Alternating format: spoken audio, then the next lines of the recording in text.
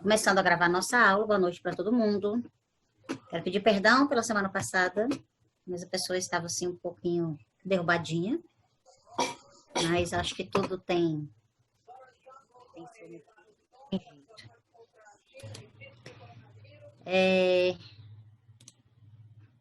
Vamos projetar o nosso slide. Hoje é a nossa terceira aula do sistema endócrino, né? Esse slide sempre vai estar aqui. Deixa eu ver se foi ela que respondeu aqui pra gente. Não. Esse slide sempre vai estar aqui para a gente entender que a gente não vai julgar ninguém. Ups. E nós vamos hoje começar a falar das gônadas. As glândulas sexuais que produzem gametas e hormônios. A gônada masculina produz espermatozoide, que é o gameta masculino, e produz os hormônios andrógenos, que são os hormônios masculinos. As gônadas femininas produz óvulo, que é o gameta feminino, e os hormônios femininos, alguns deles, né?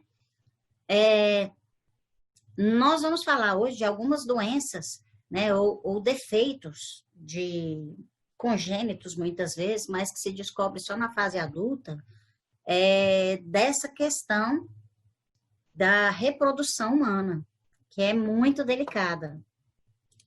Então, aqui são assuntos, assim, que a gente trata com bastante cuidado.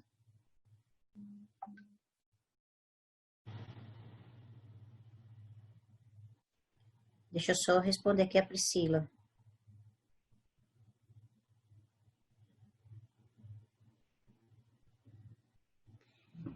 Que nós vamos tratar com bastante cuidado, porque os problemas reprodutivos, eles são realmente muito mais complicados. Aqui, deixa eu passar aqui, que vai ser mais fácil de eu explicar. Quando eu estou falando de gônadas, eu estou falando de sexualidade, de poder e de falo. O que é falo? Falo é a mesma coisa que poder. Admite. Vamos ver se ela conseguiu entrar. Agora deu certo. Bem-vinda, Priscila. Quando eu estou falando da questão das gônadas, estou falando de sexualidade. Estou falando de poder. É muito interessante a conotação diferente que isso dá. Por quê? Porque quando eu estou falando da sexualidade, eu estou falando de dominação. E hoje em dia nós temos uma briga muito grande aí do masculino e do feminino. Uma dificuldade, muitas vezes, de aceitar a sua masculinidade ou a sua feminilidade, independente se você é mulher ou se você é homem. Pode soar estranho isso, e eu entendo perfeitamente. Mas é importante que a gente saiba que nós temos os hormônios femininos e masculinos dentro de nós. E nós temos que equilibrar essas duas energias dentro de nós para que nós possamos, inclusive, ocupar o nosso papel dentro de um círculo familiar de uma forma harmônica. Isso é muito importante. Porque, por exemplo, não é porque eu sou a mulher que eu não tenho opinião. Não, isso é uma postura machista, antiga, né? Até uma questão social que povoou muito tempo o nosso país. Mas que não você pode continuar sendo feminina sem necessariamente ser submissa. E isso é uma questão muito delicada, que a gente tem que encarar, sabe? Por quê? Porque as mulheres, muitas vezes, hoje, têm negado a maternidade. As mulheres têm negado a sua sexualidade. Então, como um pêndulo, sabe? Nós, mulheres, a gente saiu, assim, daquela questão absolutamente reprimida, aí a gente foi para um outro extremo, que um pouco ainda estamos lá, eu falo estamos como sexo feminino no geral, não somos todas que estão assim. Saiu para esse extremo de, sabe, deturpação total da questão da sexualidade, E estamos tentando voltar para o equilíbrio, onde eu posso assumir minha feminilidade, tendo minha força, e porém não denotando uma fragilidade ou fraqueza, e podendo expor isso. Nós temos um jeito de chamar aqui, porque já tem gato na porta. Quando eu estou falando de poder, na questão do sexo, se você observar com um pouco mais de cuidado, é como se um tentasse dominar o outro o tempo todo. E a gente tem que entender que na questão do sexo precisa haver uma completude. E essa completude vai dar muito mais sentido, sabe, a esta sexualidade. Ela, quando tem essa sensação de completude ou essa cumplicidade dentro da questão da sexualidade, nós temos uma sexualidade sadia. Por quê? Porque tem que ser bom para os dois. Um e outro querem fazer o outro feliz, por consequência é feliz. Então, é uma questão de doação o tempo todo. Um doa e o outro doa, outro doa. Então, é uma via de mão dupla. Ela precisa acontecer. Quando isso entra em desequilíbrio, um quer dominar o outro, aí passa a não ser legal. E energeticamente o casal começa a se bicar, vamos dizer assim, começa a ter atrito. E esses atritos, eles podem ser muito, muito ruins, né? É o órgão de regeneração e sentido da vida. Quando a gente observa, por exemplo, que a questão das gônadas é a produção de gametas. Se você observar, por exemplo, o seu chakra básico, que é o chakra correspondente às gônadas, é o seu chakra que é sede da sua criatividade. É o chakra que é ligado à energia telúrica, à energia da terra. Esse chakra é aonde você cria tanto a vida, quanto você cria as suas ideias. Então, fortalecer e desenvolver a questão da sexualidade ou o seu chakra Kundalini é fundamental para que você seja uma pessoa criativa e que veja saídas nas situações. O seu mau funcionamento pode ser a negação dela. Muitas pessoas não conseguem exercer a sua criatividade e negam muito tempo a questão da maternidade e da paternidade, enquanto isso deveria ser uma coisa natural. E aí, quando eu tenho essa negação e eu não consigo expressar essa negação de uma forma mais saudável, muitas vezes eu expresso encapsulando meus óvulos ou baixando a minha contagem de espermas, fazendo espermas assim, mal formados. O que não me coloca na responsabilidade de engravidar ninguém. Então, quando eu tenho problemas nesse aspecto, eu preciso investigar até onde existe realmente o desejo ou até onde existe um medo de ser pai ou de ser mãe. Eu já escutei uma vez, assim, de um paciente que tinha má formação de espermas. Primeiro, ele sempre foi rebaixado pelo pai. Eu já ouvi falar de mães narcisistas, que judiam muito das filhas, né? Mas pai narcisista é mais, sabe, eu nunca tinha ouvido, assim, na descrição da literatura. E esse pai sempre baixava muito a autoestima do filho e achava que isso era uma forma de educar, e a gente sabe que não era.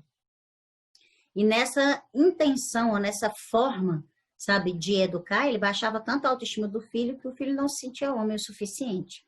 Isso fazia com que a sua produção de espermatozoides fosse sempre deficiente. E assim, você via que na conversa dele era sempre vacilante, meio covarde, com dificuldade de se impor diante da vida e ainda trabalhava para o pai. Aí eu falei...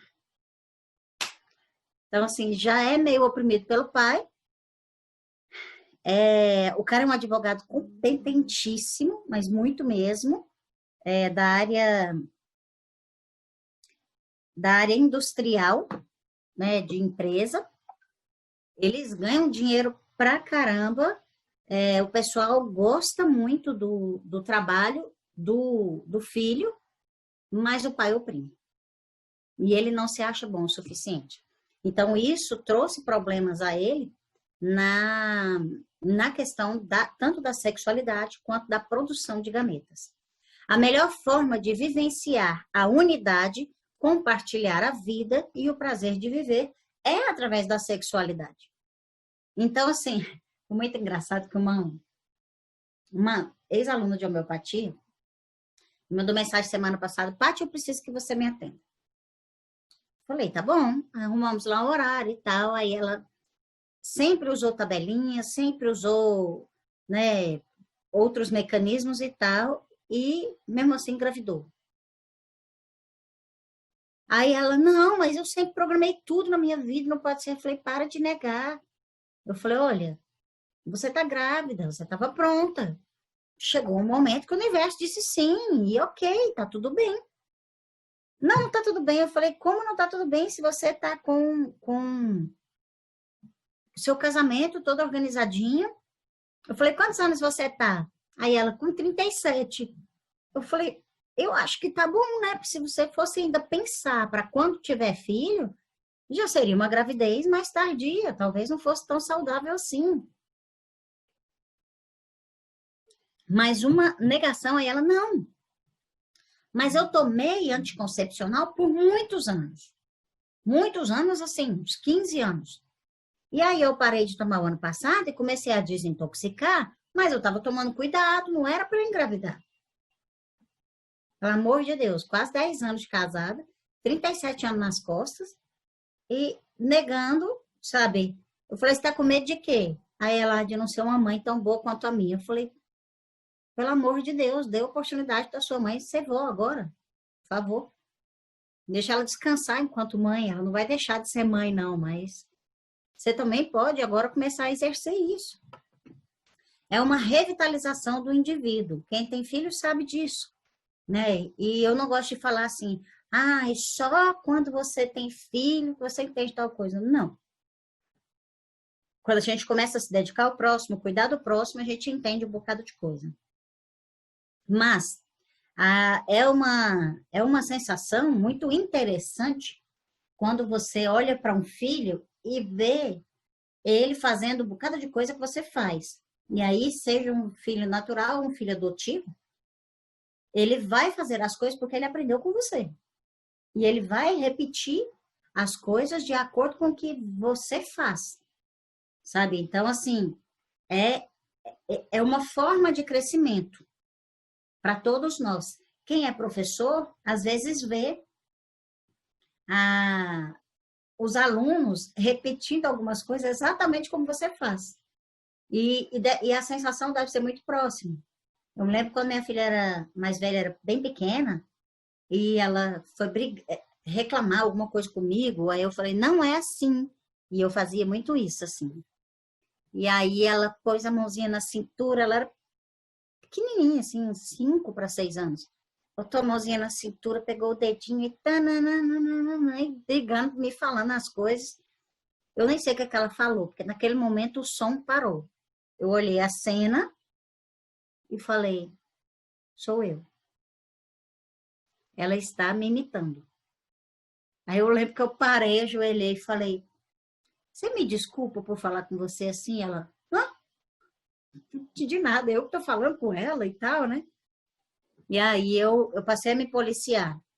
Então, quando você tem essa questão da revitalização, é quando você tem a possibilidade de ter um filho, de cuidar do próximo, de colocar essa criatividade para fora, e você tem a possibilidade de aperfeiçoar aquele ser que você é, porque você tem um outro imitando você. E você vê muito mais fácil o defeito no outro do que em você. Tem a questão da perpetuação do clã e da espécie. Antigamente, o ter filho era uma necessidade para que a família tivesse mão de obra e para que a família perpetuasse o seu nome. Poxa, Paty, isso é pensar nisso, assim, historicamente, eu sei que a maioria de vocês sabem disso, mas pensar nisso é uma coisa até meio grosseira. Não, porque antes morria-se muito, morria-se jovem. Então, para que aquela família perpetuasse e, sabe, conseguisse se espalhar de alguma forma, precisava ter muitos filhos. E também não tinha meios de evitar. né? E de certa forma, como vivíamos numa sociedade extremamente machista, no mundo extremamente machista, o homem ele ia espalhando o seu sêmen, como se ele fosse espalhando os seus descendentes e formando um clã maior, né? Uma questão de dominação.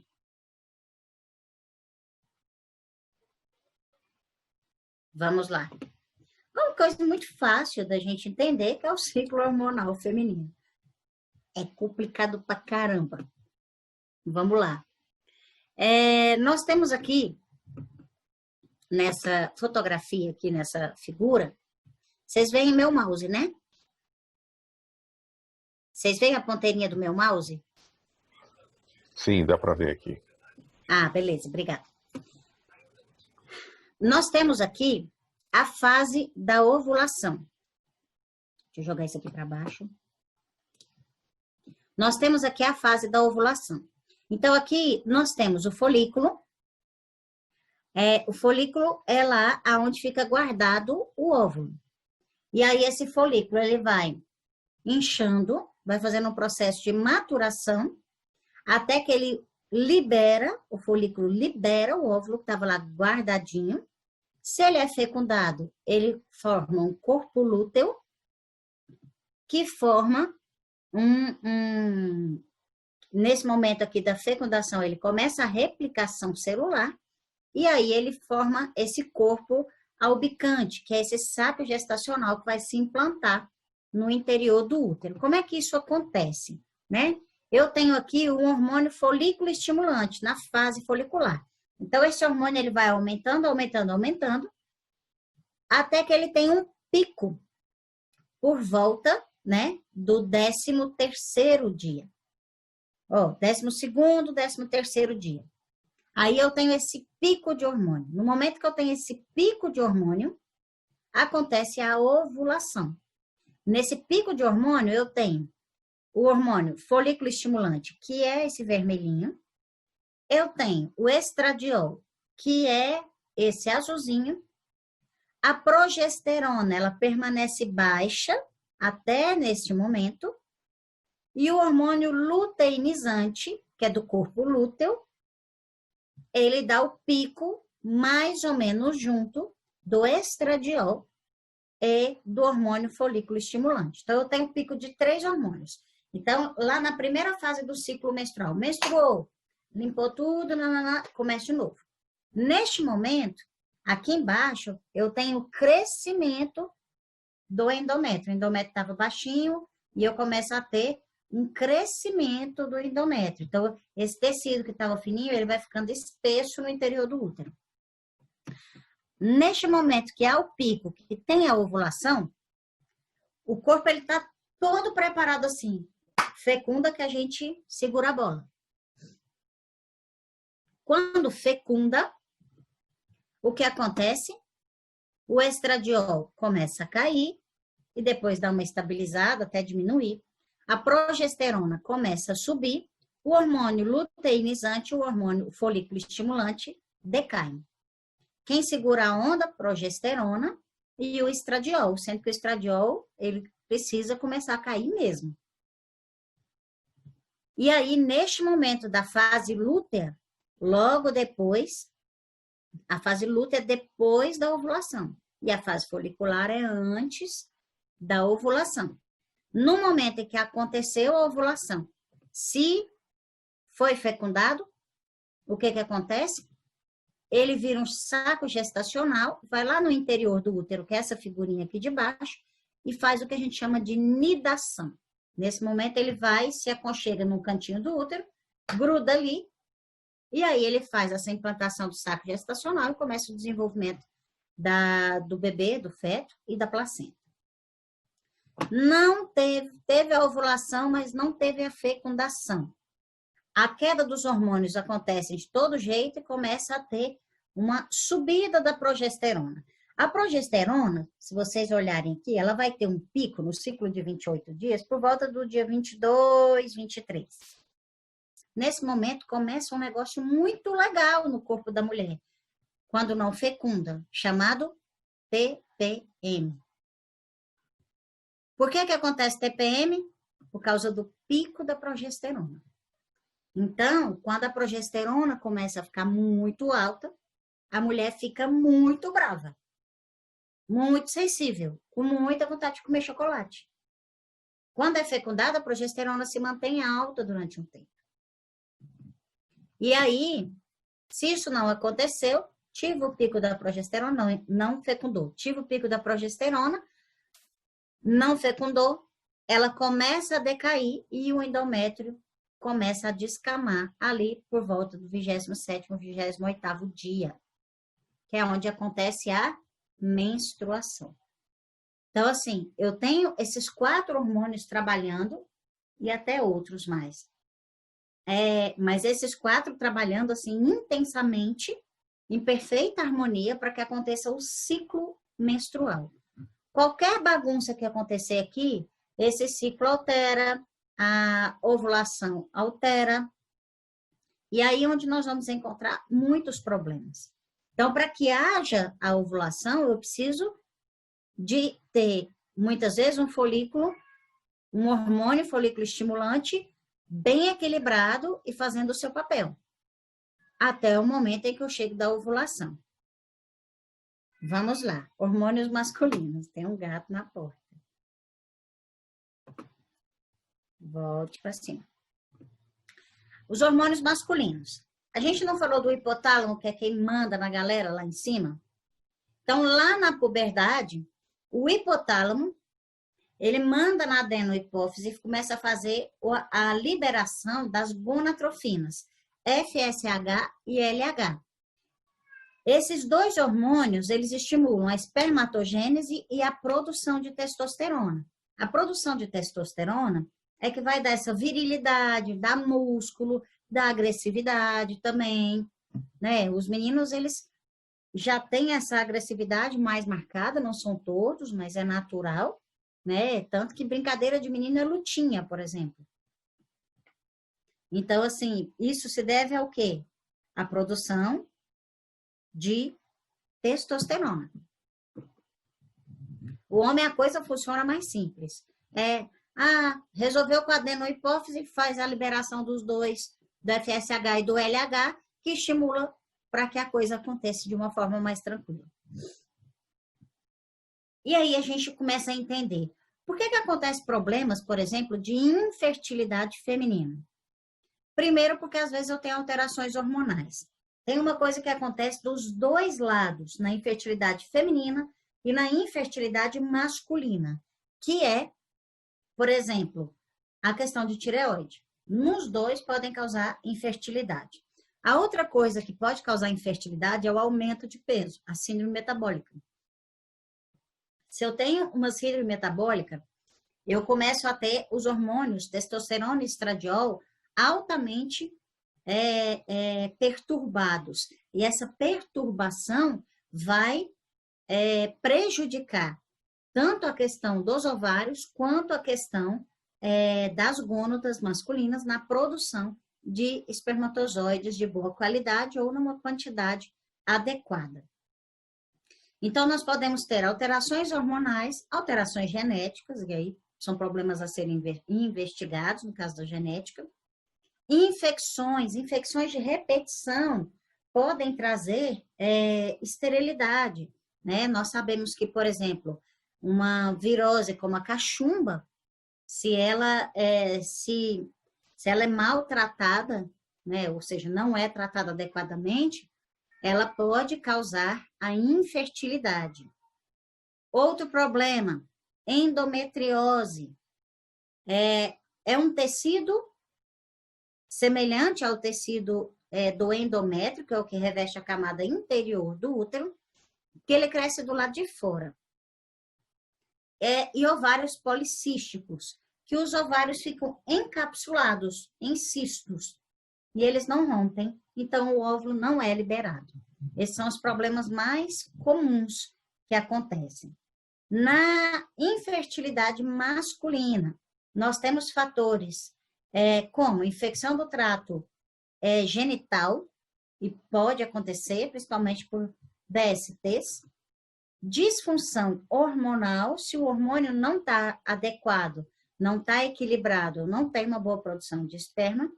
Varicocele, que é a questão de uma veia, por onde, né, o canal espermático do esperma, por onde passa o esperma, ele está dentro do corpo. E o saco escrotal tem uma temperatura diferente do corpo, ele é mais fresco, mais frio. E aí, se esse canal ele está dentro do corpo do homem, e aí é uma alteração genética, quando o esperma passa por ali, eles são fritados. Então, você não tem uma boa produção de esperma. Processos obstrutivos do trato genital, que é uma coisa física, e quimioterapia, que também pode alterar.